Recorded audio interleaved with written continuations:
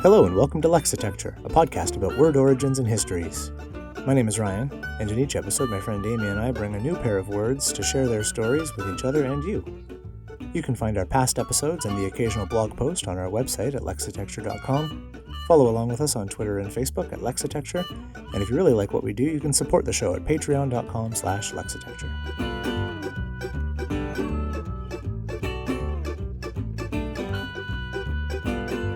Today's episode, Argue Pioneer. Do you want to go first? Sure, I will go first. So I have a word that was actually a listener suggestion from an email we got. So shout out to Jenny for sending this one in. What do you think of when I say the word pioneer? Ooh. What are your kind of... I'm interested because a part of this is like, I feel like there's a very sort of U.S./North America centric view of pioneers, and I'm interested if it's a word that has any sort of specific weight to it from your perspective. I think there is a slightly Davy Crockett hat quality to that word. Right. where I would think of, people in wagons or, men on horses. But what I'm mainly thinking about now is in terms of its form, I can't think of another word that looks or sounds like it. So I'm very curious to hear what you have to say about the word pioneer. So cool. The reason I ask that is that, like I say, in North America, the pioneers, especially, growing up, you hear a lot about pioneers. Even in Canada, we have a less, self-glorifying history-ness about us. But so it's much more so in the States from everything I've seen and heard. But there's still sort of a hushed tones way you talk about the pioneers because you talk about the bravely going off and the tenacity involved and carving your way through all the rest of the stuff. And I think a part of that is that if we don't talk about our sort of national origins as being built on the backs of, hardworking European settlers carving their way through a hostile and unforgiving land, using not but their own strength, tenacity, and ingenuity to render an otherwise desolate wasteland of pine trees and mosquitoes the size of Apache helicopters habitable. If we didn't do that, we'd have to actually reckon with the fact that the millions of people lived there for thousands of years and we just stole it all and killed most of them.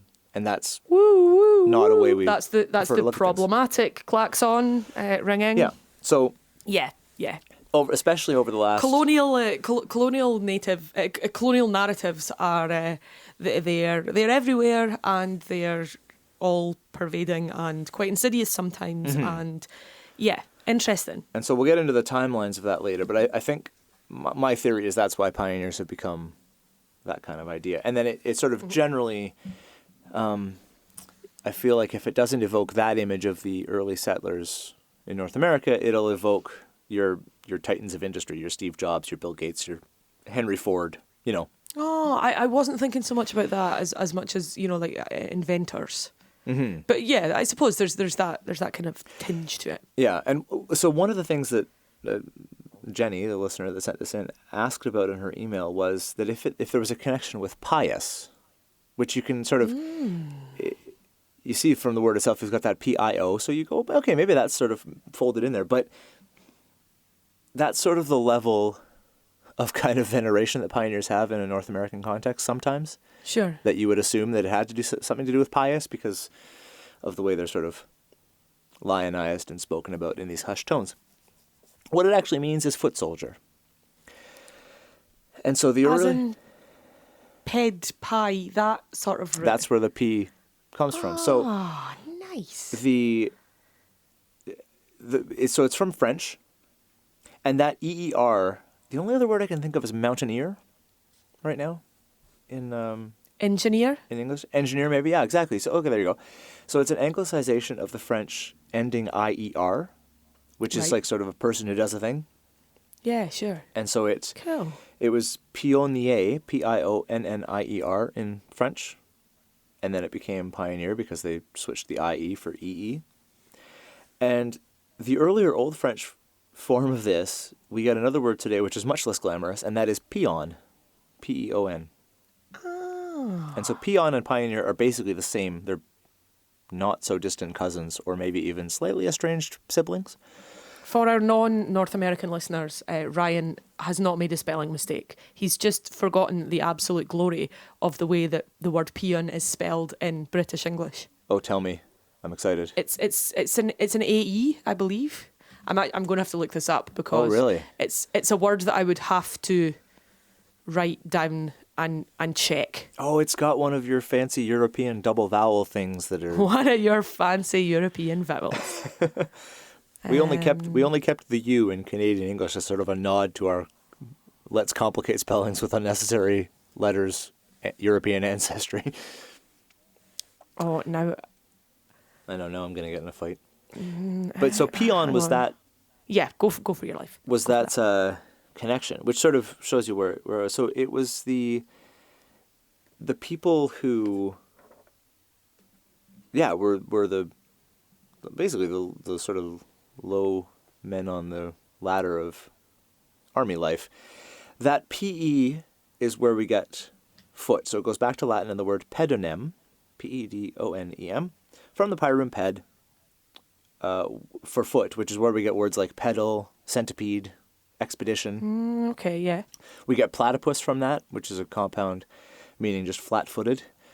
Words like, antipodes, like that idea where the 2 points on exact opposite sides of the globe, is from the Greek, meaning just opposite feet. Exactly. Nice. And if you're right now you're thinking of the monopods from that island of monopods from Voyage of the Dawn Treader. Yeah, of course I am. Yeah. I mean, yeah. So any listeners who are thinking that, we're friends. We just didn't know it until this moment. Because, yeah, that's the first thing I thought of. Exactly, yeah. Cephalopods as well. Yes, cephalopods. Yeah, exactly. Actually, I would have said cephalopods, but cephalopods. Also, I am completely mistaken with the word peon, which I assumed was a American English versus British English spelling, and it's not. It's a completely different word. So Paeon is a metrical foot of one long syllable and 3 short syllables in any order. It has no etymological relation whatsoever. So, I mean, it does have that sense of foot, as in a metrical foot. Yeah. But it is not related to the Spanish-American day labourer or unskilled farm worker, which is the context in which you're using it. Peon, yeah. It's not spelled like that in British English at all. I just got my words confused. All right. Well, it happens. Yeah, there we go. The other word we get... We also have Paeon, Paean, which is a song of praise or triumph, or a creative work expressing enthusiastic praise. Yeah, so I'm getting my mixed vowels all confused and creating new words and new spellings all over the place. Isn't language fun? It's just how it goes. Back to the monopods. Mm-hmm. The other word we get that is a real close relation of pioneer is actually pawn, Pawn. Ah, okay. So pioneer Foot as soldier. foot soldier shows up in the OED in 1517.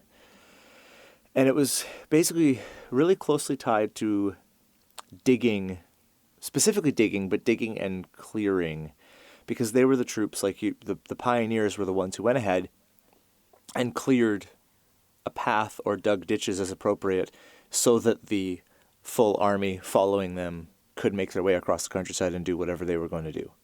Mm-hmm. So they were the land clearers, etc. And the early uses where it started to shift in meaning, they kept this sort of hard work sense to it. So as a person, for a while, a person who worked in a quarry was a pioneer.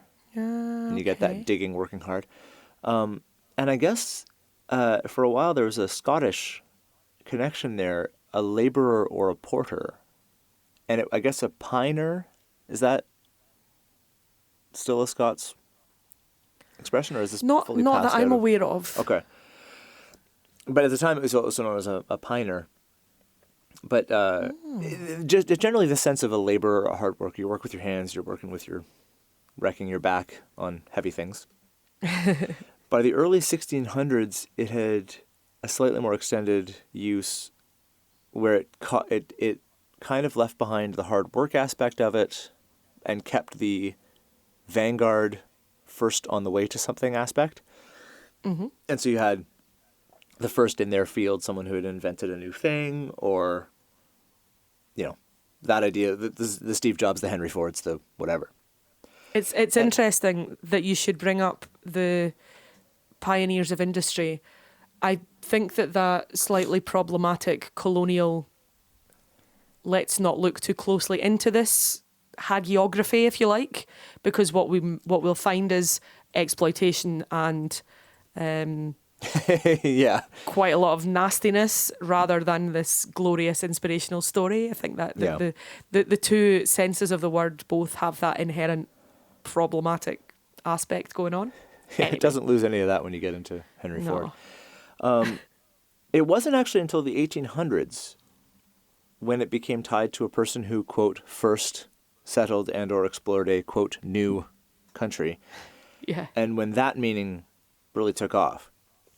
So it was definitely a 19th century.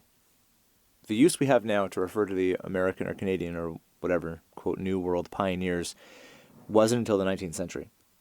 And this is where I got into, I was sort of looking at this and I was kind of going, I want to know if there's a way to trace this. And because I'm not a for real linguist, I know these little sort of snippets of where to find some of these things, but not really how to use them. So, but what I did find is I went to one of these English corpora where it just tracks billions of words and uses of words across whatever style and locality of English you're looking at.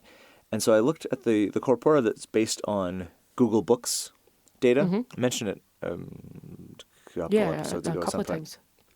And so when you do a search for pioneer, you can see one of the ways it can visualize that data is as a percentage of all words ever, which is an interesting thing. So when you look at when you look at the sheer number of uses, generally speaking, it looks like for most words that aren't sort of obsolete at this point, the raw number of times it gets used is going up because publishing just gets easier and easier. Yeah. So it's easier to put words in books and more words are being put into books. But as a percentage, you can see where the actual sort of frequency of use is. And so it kind of raises more questions for me because I don't know enough to really parse the data, but I love looking at it. It's given me nerdy tingles, to be honest. Well, that's just it. So I took the Google Books Corpora has an n-gram viewer for Pioneer, and in American English, it was really low during the first half of the 1800s. So it's there, but it's just kind of simmering along near the bottom. And it starts to climb. It has a huge upswing as the 1900s got going. So in the 20th century, it really started going. From 1910 to 1960 was its absolute peak. So you're looking at a chart. That's the Everest of this chart. Is that sort of 50-year swing. And it's actually kind of been dropping off since then as far as frequency. And I don't know. I can't help but think that if I think of the times in particular U.S. history, but North American history, where it became very trendy and sort of important to a certain subsection of people with all the power, that colonial history was the one that everyone focused on. Mm-hmm. The nation-building side of it and all the rest. I sort of think, the 1910s through the 1960s, two world wars, the war in Korea, you got Vietnam heating up. That is fantastic. Yeah, and so you're absolutely that's right. when Pioneer was very much being used, and that's the time, and that's exactly after the time when it started being used in that sense, specifically of the people who kind of quote unquote discovered the North American continent. Yeah, so that was resourceful, admirable people. Yeah. Yeah. So this we're now getting firmly into the stuff where this conversation needs to happen with like pint glasses in a pub somewhere. Yeah. Because this is just me kind of going, I think this could mean this, and I think that's interesting. I think that could mean that too. I think that's a sound set of assumptions, and what I'm thinking, what this reminds me of when you're saying, a certain time where a certain group of people who happen to have all the power had a set of narratives that they wanted to push, and that immediately made me think of the Aeneid. You know the Aeneid that was written specifically. It was commissioned by the emperor to establish his link to the gods, basically, to establish that sense of divine right over the Roman people. And I mean, there's nothing new under the sun, I think, when it comes to the way that people try to build their stories. Yeah, legitimize their own position in the world. Yeah. The last thing I have on Pioneer, that's basically the extent of that. But just as an aside for anyone who, like me, as soon as they thought the word pawn, they thought both sort of hapless cog in the machine of someone else's devising or lowest piece on the chessboard, but also like the sense of a pawn shop. Oh, I went to chess first and didn't consider the pawn shop. Which is something I've always kind of gone, I wonder why why is it called the pawn shop? And whether there's a connection between the chess piece and hapless guy or a pawn shop. There isn't one. It's one of these pairs of English words that are that seem like they must be related because they are the same. Yeah. And they're just not. And so the pawn shop sense comes from something left as security. And it comes from the old French P-A-N, meaning pledge or security, to which Edom Online, without nearly the fanfare that it should have, adds, quote, also booty or plunder, which... Good old plunder. That needs to be written in a pirate font, I think, at least. Yeah, but at least. It's not, so I guess they're being with a all note, academic. a note on how to pronounce it. Yeah. Piratically. So, yeah, yar. So it's... so the two pawns don't actually have anything to do with each other, but the lowly chess piece, hapless cog in the machine, Spanish peasant or peon, and pioneer are all very, very closely related because it just comes from hardworking foot soldier clearing scrub and digging ditches before the army gets there. Wow. Yeah. Oh, man. That was... Pioneer. I kind of want to applaud. That was beautiful. So thank you very much, Good Jenny, for that suggestion, because that really came... It really bore some fruit. It was good. It was fun. Good work, Jenny, indeed. Nice. I'm now super interested in I do think this from time to time, which is the biggest in terms of influence, pi root? Which is the one that gives us most words that are still in usage? Because that pi leading to ped, the kind of foot sense, there are so many cognates of that are, and they're so diverse and they're so disparate, seemingly, but they can all be traced back to this one root. Mm-hmm. And I find myself wondering, is there like a chart somewhere that chart someone in the has sense that, of like for sure. hit parade rather than chart as in diagram. Yeah. But yeah, that would be super duper cool. That would be interesting. Somebody's got that somewhere. Yeah, I hope so. Cool. Sweet. Well. Yeah. So, what have you got? I have, of course, 'tis the season. I keep saying 'tis the season. Even though by the time this episode goes out, it won't be the season anymore. Well, it'll be some season, but probably not that season. 'Twas the season. But 'twas the season to be however it was.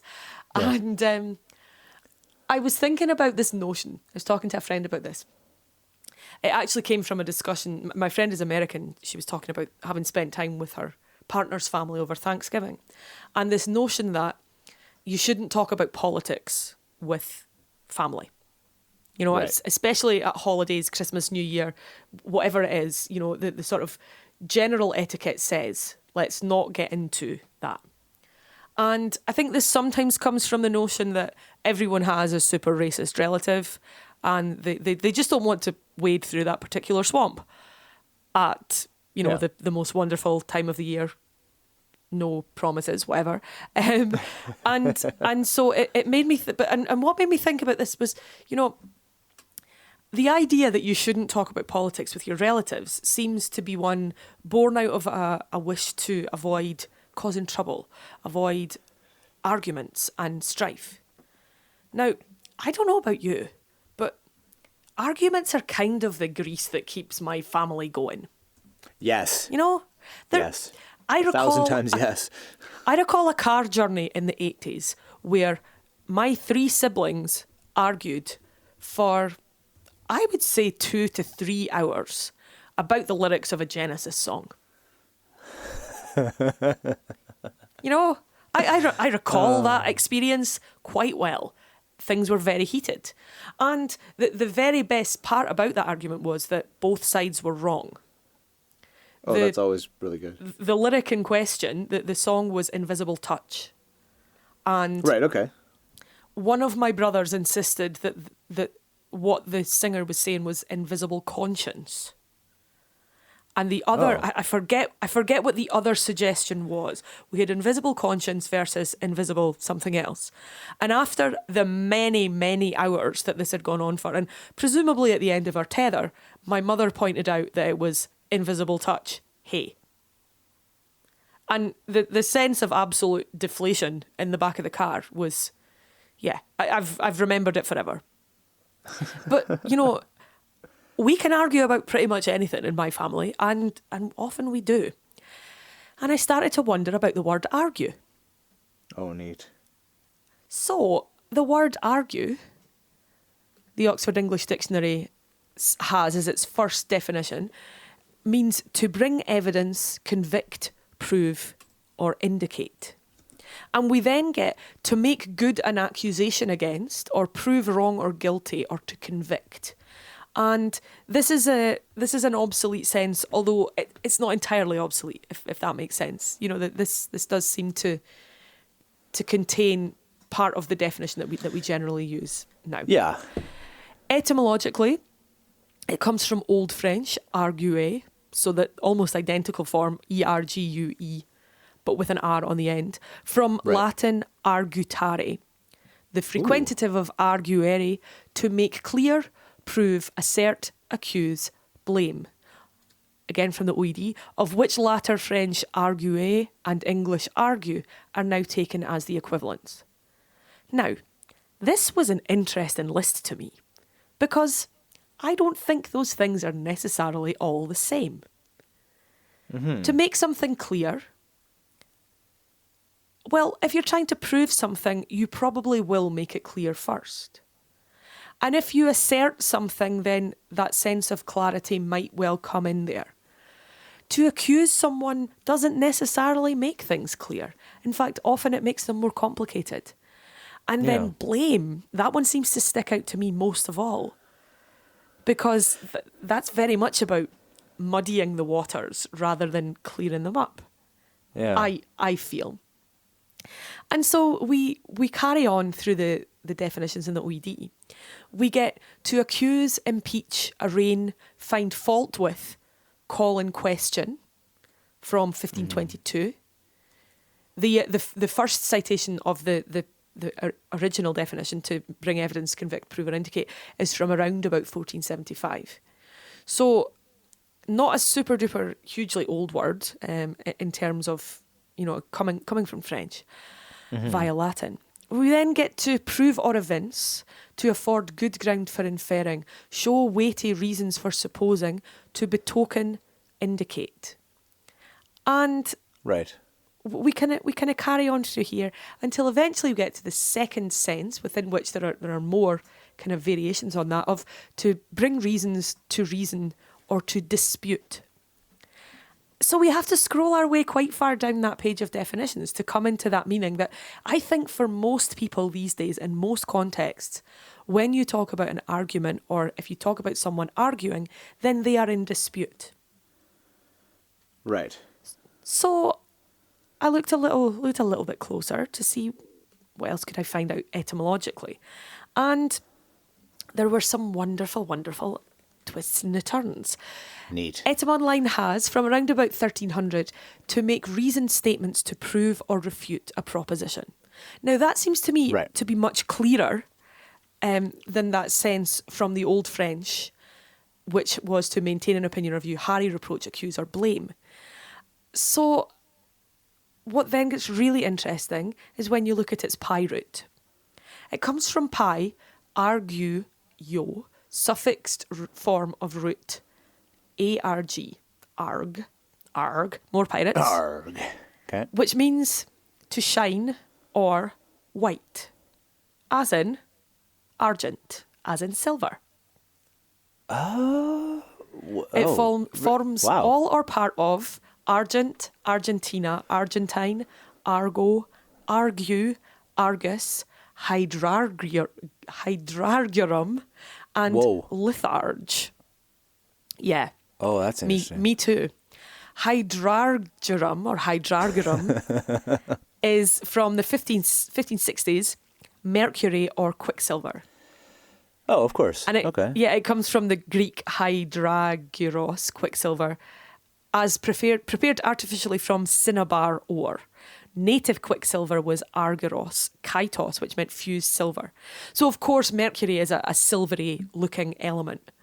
And this sense of shining or whiteness would come into that. Argentina and Argentine, of course, the silver mines giving the name to the country. And I never made that connection before. That's interesting. Really? Okay. Yeah, I don't know why. Argent, I think through the brief smattering of heraldry words that I know, I'd kind of made that connection. Oh, okay. Argent is the word used in heraldry interestingly for white rather than for silver, which is much truer to the Proto-Indo-European. Litharge, that other rather interesting word, is a mineral form of lead monoxide used to make red pigments. So again, very much, words of the earth. Words to do with the shiny things that come out of the earth in some of these cases. We have also Argus, the 100-eyed giant of Greek mythology. He was literally the bright one. And of course, if you have 100 eyes, you can see a lot of things.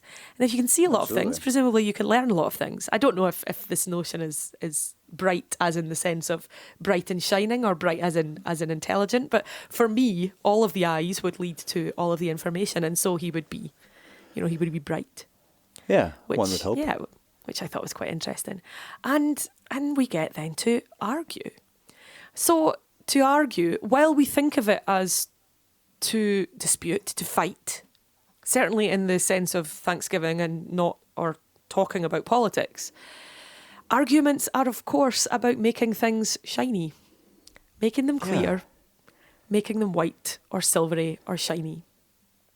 That's interesting. We have Devan says arguere is probably a denominative verb to make bright, enlighten, to an adjective, argue, bright as continued in argutus and outside italic.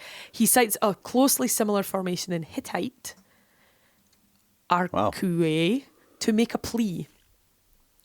And the meaning to oppose, dispute, contend, and argument is from late 14th century, as we said. So the next time you have an argument with someone, or the next time you accuse someone of being argumentative, remember this. They're just trying to make things clear. Uh-huh. Shout out to the one person other than Mark Sunderum, probably, who I assume knows how to speak Hittite, but who has studied the Hittite language. I think it's pretty safe to assume that Mark knows how to speak. Yeah. Yeah. Just like, this is Mark Sunderum from the Endless Knot podcast, for anyone not familiar, because the man knows a lot about a lot, and so there we are. You know, I was thinking about that in terms of how argent has come to mean silver, but the pi root refers specifically to white. And I was thinking about the wonderful episode that Mark and Avon did at Harvard about the order in which colours come into languages. Yes. Did you come to that? Yeah, you were there. You were there for that one, I'm pretty sure. I don't think I was actually there for that one, but I think I saw it on... I saw the video of it, and I saw it later. But of course, argent, the same spelling in French, just means money. Yeah, silver. So it's slightly different, and so coming from silver, that's really interesting. It's kind of like argument or argue. I don't know. It's almost become a de facto contronym, because I get the when you have it in its sort of purified form, when it's talking very formalistic and logical, like the construction of a logical argument, Yeah, sure. Having very like premise, conclusion, and like the rhetorical. Oh yeah, the rhetorical formalized sense of argument is about making a very clear path to something based on a set of clear premises and like all this other stuff, and everything's very neat and tidy. But to go from that to like what you think of when you think of a holiday dinner argument over something, everyone thinks that's what they're doing. Yeah, a set of comments on an article or a video or a tweet. An angry Twitter thread. Everyone thinks. Twitter exchange. Yeah, you're right. Everyone thinks they're making things clearer, and in fact, often what they're doing is making it horribly, horribly worse. And everything's much, much worse. Yeah, exactly. So it's interesting that it's one of these self-defeating terms now almost. There's also the very lovely variation argufy, which I noticed in the related alphabetical entries in the OED. And it's a colloquial and dialectical equivalent of argue. It says it's usually with the idea of a pertinacious or petty argument. So perhaps at Christmas and Thanksgiving and on forums, we should argufy rather than argue. So let it be written, so let it be done. Argufy is what happens. And for anyone else, because when you said the liturgy or litharg something, I thought, my brain went, does that have something to do with lethargy? Like inactivity. I looked it up. It doesn't. It's from I was going with lithos as in stone. Yeah, it comes from a different root, pi root altogether. It's the werg pi root that we get like bulwark and other kind of work-related things. So it's we know werg. Nothing to do with that. Awesome.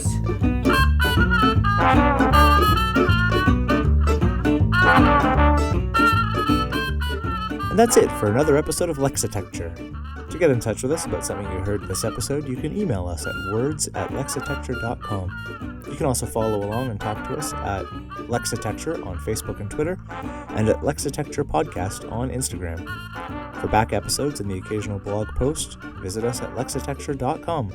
Thanks very much, and we'll talk to you again soon.